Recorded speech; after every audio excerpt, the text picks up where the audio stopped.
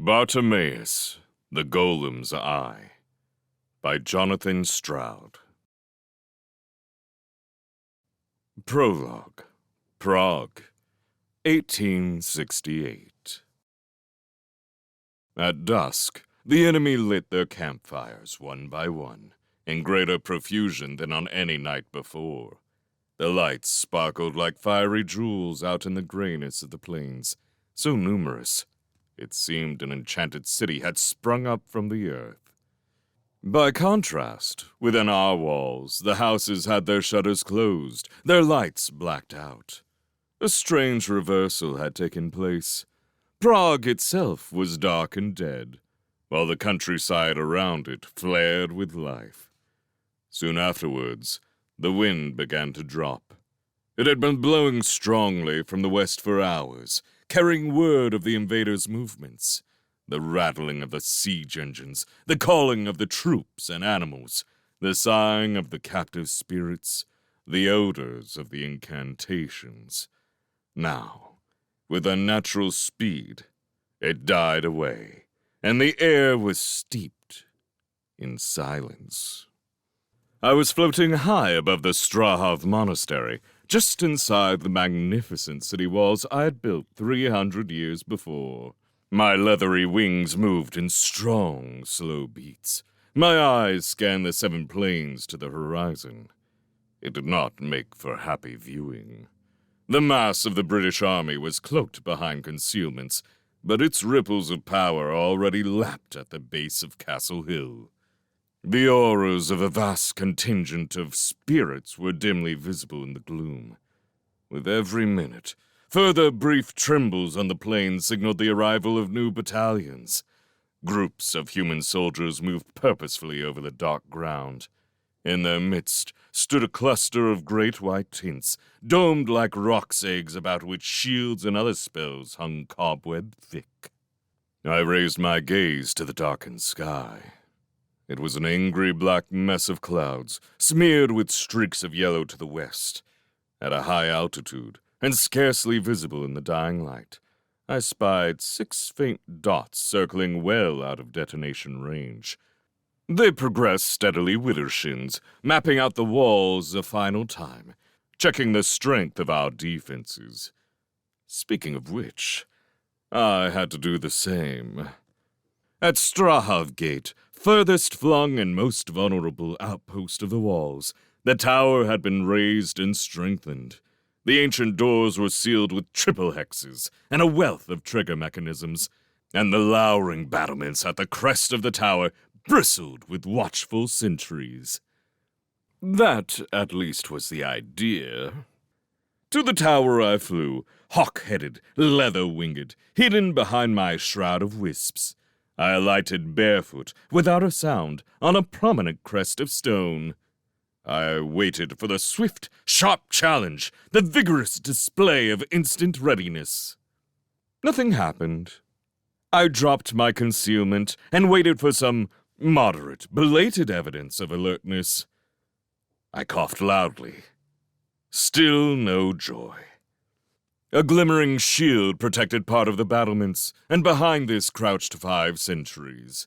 The shield was a narrow affair, designed for 1 human soldier, or 3 jinn at most. As such, there was a good deal of fidgeting going on. Will you stop pushing? Ah! Mind those claws, you idiot! Just shove over. I tell you, my backside's in plain view now. They might spot it. That could win us the battle on its own. Keep that wing under control. You nearly had my eye out. Change into something smaller, then. I suggest a nematode worm. If you elbow me one more time... It's not my fault. It's that Bartimaeus who put us here. He's such a pump. It was a painful display of laxity and incompetence, in short, and I refrained from recording it in full. The hawk-headed warrior folded its wings, stepped forward, and roused the sentry's attention by banging their heads together smartly. "And what kind of sentry duty do you call this?" I snapped. I was in no mood to mess about here. 6 months of continued service had worn my essence thin. Cowering behind a shield, bickering like fishwives, I ordered you to keep watch. Amid the pathetic mumbling and shuffling and staring at feet that followed, the frog put up its hand. Please, Mr. Bartimaeus, sir, It said. what's the good of watching? The British are everywhere, sky and land. And we've heard they've got a whole cohort of Afrits down there. Is that true? I pointed my beak at the horizon, narrow-eyed. Maybe. The frog gave a moan. But we ain't got a single one, have we? Not since Phoebus bought it. And there's marriage down there, too, we've heard. More than one. And the leader's got this staff. Real powerful it is. Tore up Paris and Cologne on the way here, they say. Is that true? My crest feathers ruffled gently in the breeze. Maybe. The frog gave a yelp. But that's just dreadful, ain't it?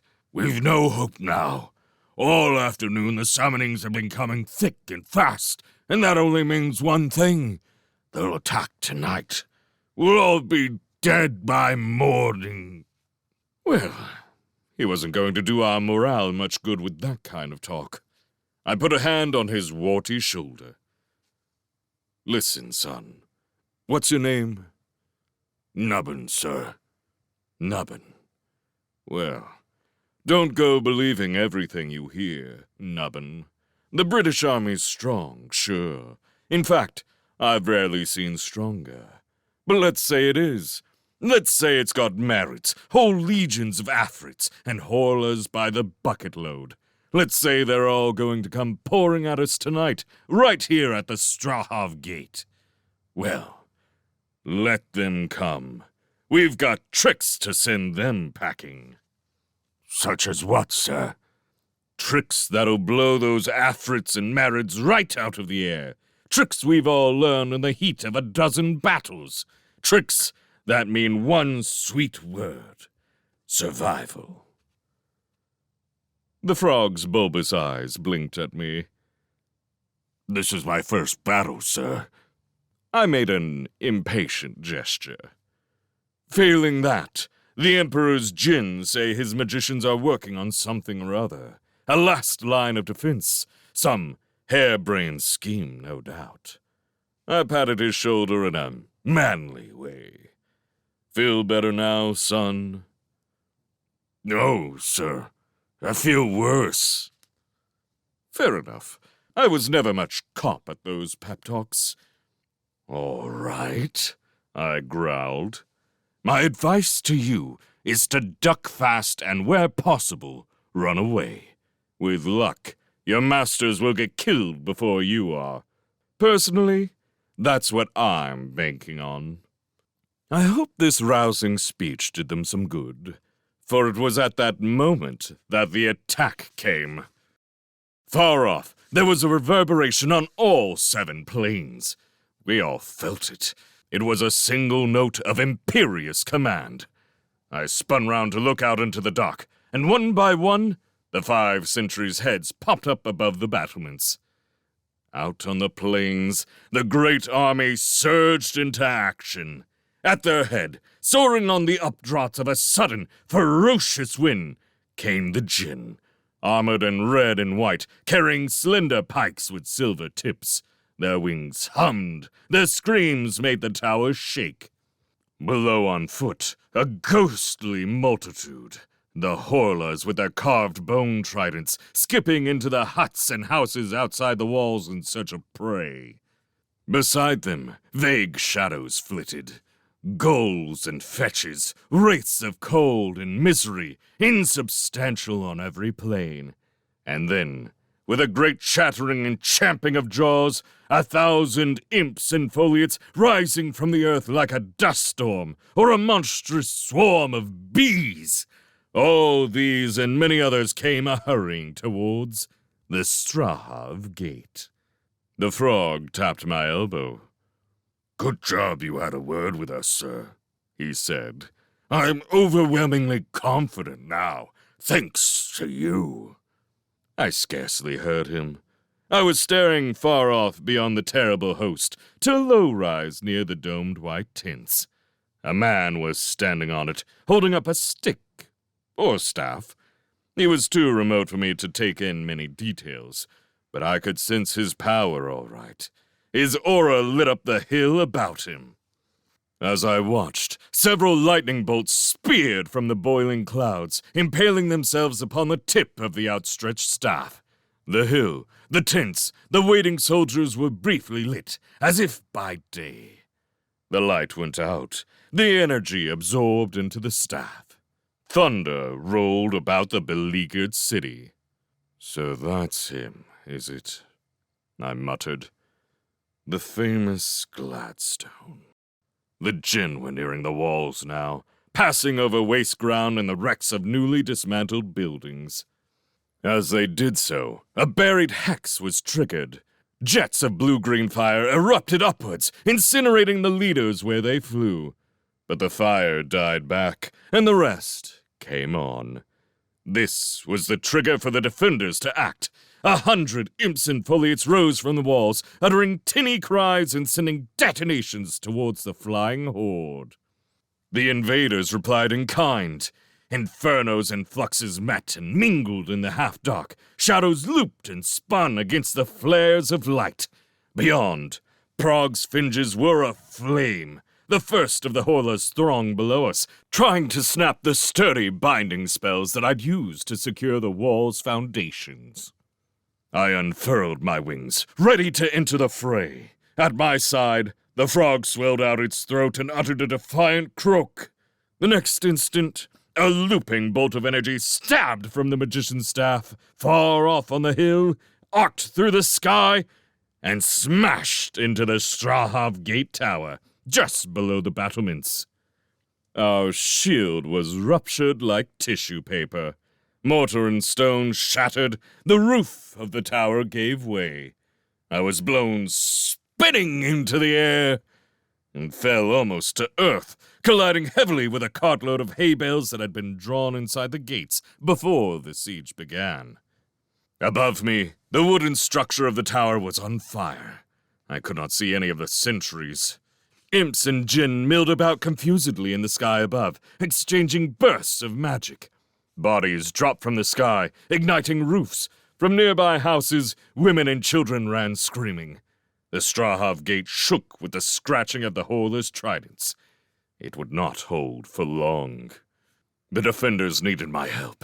I extricated myself from the hay with my usual haste. "When you've picked the last bit of straw from your loincloth, Bartimaeus," a voice said, "you're wanted up at the castle." The hawk-headed warrior glanced up. "Oh, hello, Queasel." An elegant she-leopard was sitting in the middle of the street, staring at me with lime-green eyes. As I watched, she negligently rose, walked a few paces to the side, and sat down again. A gout of burning pitch slammed into the cobblestones where she'd been, leaving a smoldering crater. "Bit busy," she remarked. "Yes, we're done for here." I jumped down from the cart. "Looks like the binding spells in the walls are breaking," the leopard said, glancing at the trembling gate. "There's shoddy workmanship for you. Wonder which Jenny built that." "Can't think," I said. "So then, our master calls." The leopard nodded. Better hurry, or he'll stipple us. Let's go on foot. Sky's too crowded." "Lead on."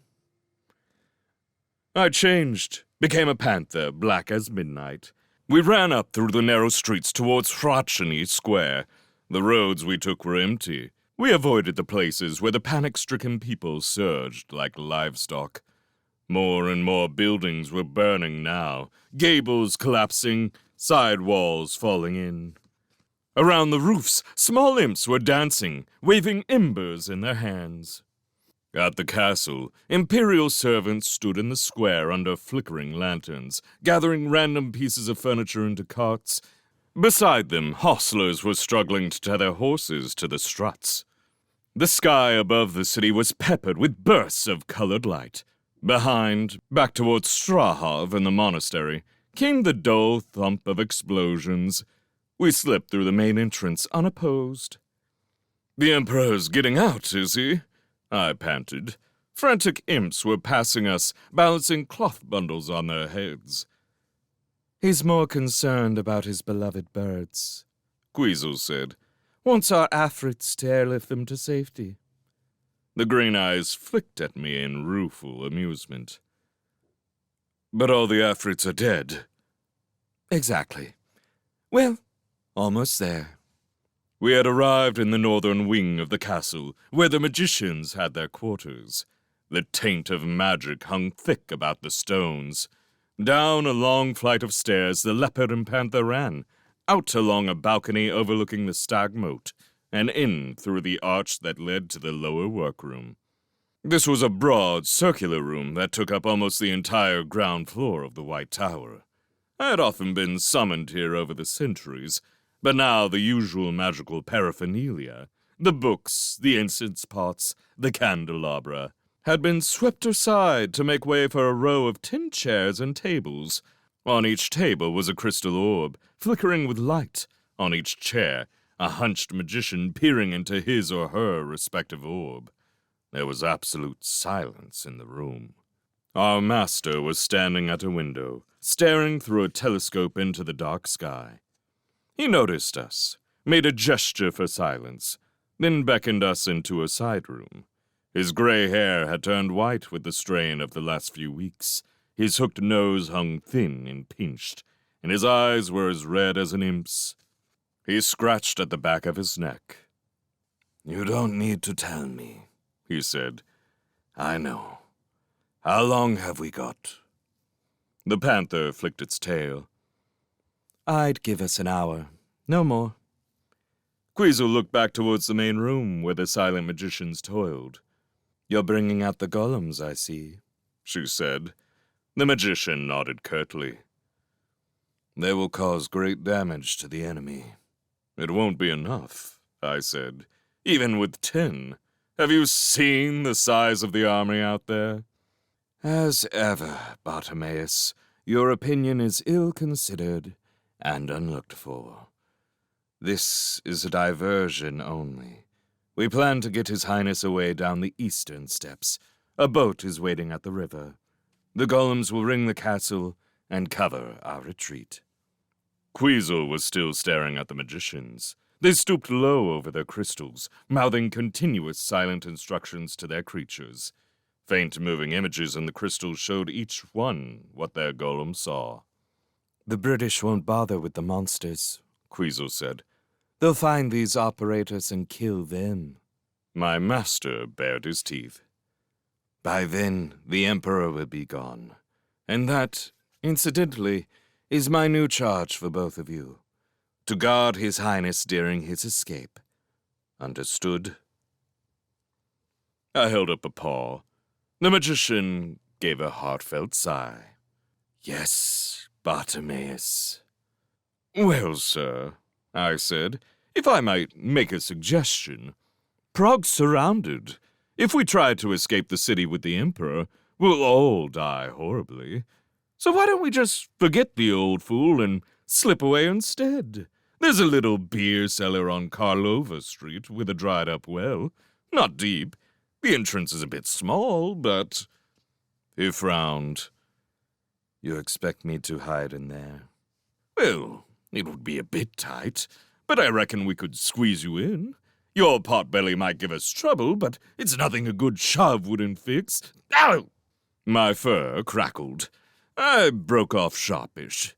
As always, the red-hot stipples made me lose my train of thought.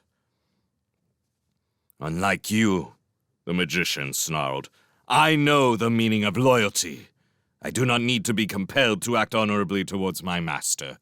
I repeat, you are both to guard his life with your own. Do you understand?" We nodded reluctantly. As we did so, the floor shook with a nearby explosion. "Then follow me," he said. "We don't have much time." Back up the stairs we went, and through the echoing corridors of the castle. Bright flashes illuminated the windows. Fearsome cries echoed all around. My master ran on his spindly legs, wheezing with each step. Queasel and I loped alongside. At last, we came out onto the terrace where, for years, the Emperor had maintained his aviary. It was a large affair, delicately constructed from ornate bronze, with domes and minarets and feeding ledges, and doors for the Emperor to stroll between. The interior was filled with trees and potted shrubs, and a remarkable variety of parrots, whose ancestors had been brought to Prague from distant lands. The Emperor was besotted with these birds. In recent times, as London's power grew and the empire slipped from his hands, he had taken to sitting for long periods within the aviary, communicating with his friends. Now, with the night sky rent by magical confrontations, the birds were in panic, swirling round the cage in a flurry of feathers, squawking fit to burst. The Emperor, a small plump gentleman in satin breeches and a crumpled white chemise, was little better off, remonstrating with his bird handlers and ignoring the advisers who massed about him. The chief minister, Meerink, pale, sad-eyed, was plucking at his sleeve. "Your Highness, please! The British are pouring up Castle Hill. We must get you to safety." I cannot leave my aviary. Where are my magicians? Summon them here. "Sir, they are engaged in battle." My Afrits, then. My faithful Phoebus. "Sir, as I have already informed you several times." My master shouldered his way through. "Sir, I present Queasel and Bartimaeus, who will assist us in our departure. Then save your wondrous birds as well." 2 cats, man. 2 cats? The Emperor's mouth went all white and pursed. Queasel and I rolled our eyes. She became a girl of unusual beauty. I took Ptolemy's form. "Now, your Highness," my master said, "the eastern steps." Great concussions in the city. Half the suburbs were now alight. A small imp came bowling over the parapet at the end of the terrace, its tail aflame. It skidded to a halt beside us. Permission to report, sir. A number of savage Afrits are fighting their way up to the castle. The charge is led by Honorius and Patterknife, Gladstone's personal servants. They are very terrible, sir. Our troops have broken before them. It paused, looked at its smoldering tail. Permission to find water, sir. "And the golems?" Meerink demanded. The imp shuddered. Yes, sir. They have just engaged with the enemy. I kept well away from the cloud, of course, but I believe the British Afrits have fallen back a little, in disarray. Now, about the water. The Emperor gave a warbling cry. "Good! Good! Victory is ours!" "The advantage is only temporary," Meerink said. "Come, sir, we must go." Despite his protests, the Emperor was bundled away from the cage towards a wicket gate. Meerink and my master were at the head of the group, the Emperor behind, his short frame hidden among the courtiers. Queasel and I brought up the rear. A flash of light. Over the parapet behind us, 2 black figures came leaping. Tattered cloaks whipped about them, yellow eyes burned in the depths of their cowls. They moved across the terrace in great drifting bounds, touching ground only rarely. In the aviary, the birds fell into sudden silence. I looked at Queasel. "Yours or mine?" The beautiful girl smiled at me, showing her sharp teeth. "Mine." She fell back to meet the advancing gulls. I ran on after the Emperor's entourage. Beyond the gate, a narrow path followed the moat north, under the castle wall. Down below, the old town was on fire. I could see the British troops running through the streets, and Prague's people fleeing, fighting, falling before them. It all seemed far away. The only sound that came to us was a distant sighing. Flocks of imps drifted here and there like birds. The Emperor ceased his loud complaints. The group hurried in silence through the night. So far, so good. We were at the Black Tower now, at the top of the eastern steps, and the way ahead was clear. A flutter of wings. Queasel landed beside me, ashen-faced. She was wounded in the side. "Trouble?" I said. "Not the Gauls. An Afrit. But a golem came. Destroyed it. I'm fine." Onwards down the stairs in the side of the hill, light from the burning castle was reflected in the waters of the Vitalva below, giving it a melancholy beauty. We met no one pursued us, and soon the worst of the conflict was left behind. As the river neared, Queasel and I gave each other hopeful looks. The city was lost, as was the Empire, but escape here would allow us some small restoration of personal pride. Although we loathed our servitude, we also thoroughly disliked being beaten. It looked as if we were going to get away. The ambush came when we were nearly at the bottom of the hill. With a scuttle and a rush, 6 djinn and a band of imps hopped out onto the steps below. The Emperor and his courtiers cried out and fell back in disarray. Queasel and I tensed, ready to spring. A light cough behind us. As one, we turned. A slim young man stood 5 steps above. He had tight blonde curls, big blue eyes, and wore sandals and a toga in the late Roman style. He had a rather soppy, coy expression on his face, as if he couldn't hurt a fly. However, as an extra detail that I couldn't help but notice, he also carried a monstrous scythe with a silver blade. I checked him out on the other planes, in the faint hope that he might actually be an eccentric human on his way to a fancy dress party. No such luck. It was an Afrit with some potency. I swallowed. This wasn't good at all. "Mr. Gladstone's compliments to the Emperor," the young man said. "He requests the pleasure of his company. The rest of you rabble can make yourselves scarce." That sounded reasonable. I looked at my master beseechingly, but he furiously motioned me forward. I sighed, took a reluctant step towards the Afrit. The young man tisked loudly. "Oh, hop it, small-timer. You haven't a chance." His derision stoked my fury. I pulled myself up. "Beware," I said coldly. "You underestimate me at your peril."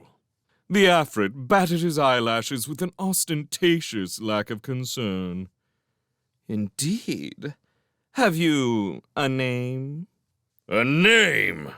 I cried. "I have many names. I am Bartimaeus. I am Sekur al-Jinni. I am Negorso the Mighty, and the Serpent of Silver Plumes." I paused dramatically. The young man looked blank. "Nope, never heard of you. Now, if you'll just—" "I have spoken with Solomon." "Oh, please." The Afrit made a dismissive gesture. "Haven't we all? Let's face it, he got around." "I have rebuilt the walls of Uruk, Karnak, and Prague." The young man smirked. "Prague? What, these ones here? The ones it took Gladstone 5 minutes to break down? Sure you didn't work on Jericho, too?" "Yes, he did," Queasel put in. "One of his first jobs. He keeps quiet about it, but—" "Look, Queasel." The Afrit fingered his scythe. "Last chance, Jinni," he said. "Vamoose. You can't win this one." I shrugged in a resigned sort of way. We'll see. And so, sad to say, we did. Very quickly, too. My first 4 detonations were deflected by the twirling scythe. The 5th, which I'd made a real humdinger, rebounded directly at me, sending me crashing off the path and down the hill in a shower of essence. I tried to rise, but fell back in pain. My wound was too great. I could not recover in time. Up on the path, the imps were pouring onto the courtiers. I saw Queasel and a burly Ginny spin past, hands at each other's throat. With insulting nonchalance, the Afrit ambled down the slope towards me. He winked and raised the silver scythe.